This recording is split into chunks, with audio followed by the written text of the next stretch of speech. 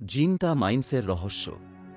চট্টগ্রামের অদূরে জিনতা মাইন্স, স্থানীয়দের মধ্যে যেটি জিনতা খনি নামে পরিচিত, তার চারপাশে শোনা যায় নানা অদ্ভুত গল্প। এক রাতে শামীম নামের এক তরুণ দুরন্ত সাহসে ভর করে সেই পুরনো খনির কাছে চলে আসে। তার বন্ধুরা অনেকবার তাকে সাবধান করেছে, কিন্তু সে কোনো ভয়ই পায়নি। খনির পাশেই একটি পরিত্যক্ত বাড়ি ছিল, যেখানে কিছু মানুষ একা রাত কাটাতে গিয়ে অদ্ভুত অভিজ্ঞতার মুখোমুখি হয়েছেন।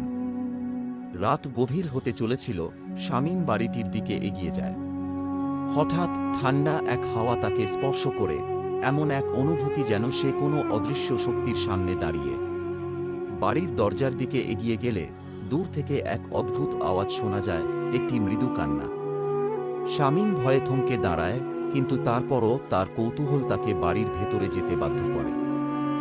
ভিতরে ঢুকতেই এক অস্বাভাবিক ঠান্ডা